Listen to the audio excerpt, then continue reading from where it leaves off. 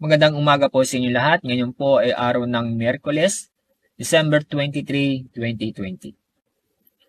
Tail end of a frontal system ay nakaka-apekto doon lamang po sa may extreme northern Luzon. Northeast monsoon o amihan ay humina at umaabot lamang po sa extreme northern Luzon. Samantala, ang cloud cluster o kumpulan ng mga kaulapan nasa labas ng ating Philippine Area of Responsibility, nasa bandang east of Mindanao. Sa cloud cluster ay may posibilidad na may mabuong low pressure area. Kaya patuloy po natin itong babantayan. Sa araw nito, dahil sa tail end of cold front, ang Batanes at Babuyan Islands ay makakaranas ng maulap na kalangitan na may mga kalat-kalat na pag-ulan at thunderstorm.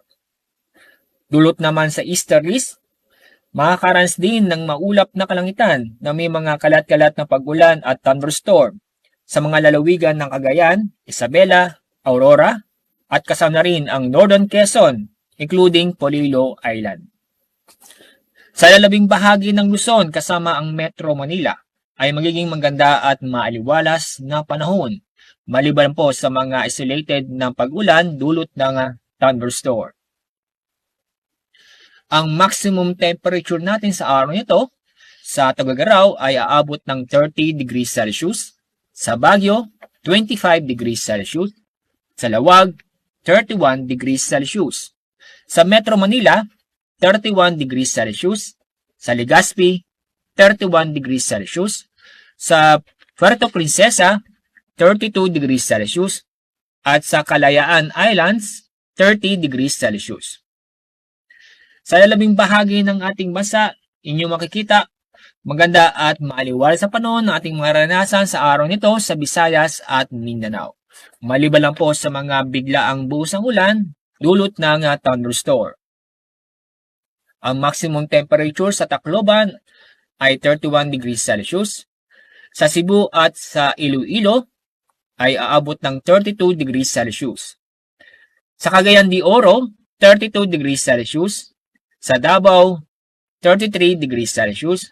At sa Zamboanga City, 33 degrees Celsius. Dahil may malakas pa rin ang hangin dulot ng amihan, ilang lugar po nasa ilalim ng gale warning.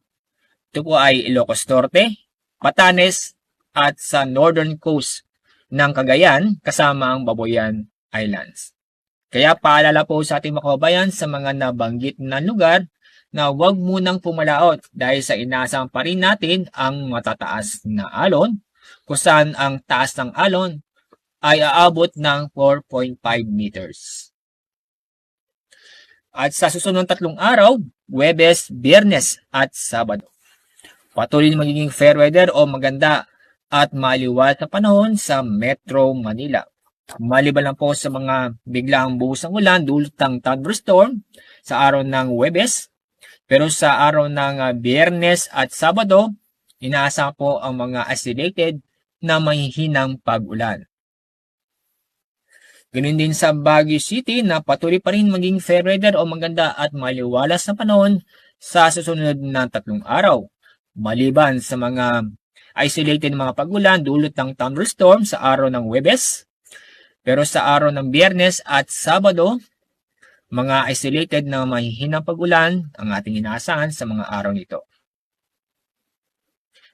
Sa Legazpi City, sa Huwebes at Biyernes, patuloy na magiging maganda at maliwalas sa panahon kung saan bahagyang maulap hanggang sa maulap ang ating kalangitan, maliban sa mga isolated na pag-ulan dulot ng thunderstorm. Pero sa araw ng Sabado, December 26, magiging makulimlim o maulap ang ating papawirin na may tsansa ng mga kalat-kalat na pag-ulan at may kasamang thunderstorm. Sa Metro Cebu, sa araw ng Biyernes, magiging maganda at maliwalas na panahon pa rin, maliban lang po sa mga isolated na mga pag-ulan dulot ng thunderstorm. Ngunit sa araw ng Biyernes at Sabado, magiging maulap ang ating kalangitan na may tsansa ng mga kalat-kalat na pag-ulan at thunderstorm. Sa Metro Davao, fair weather po tayo sa araw ng Huwebes, maliban lang po sa mga isolated mga pag-ulan.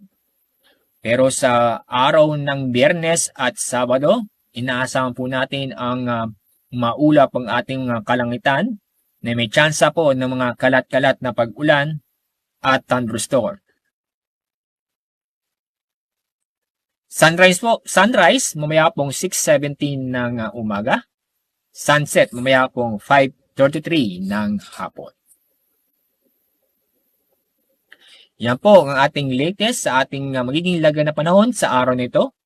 Mula sa Pag-asa, ako po si Alzar D. Aurelio.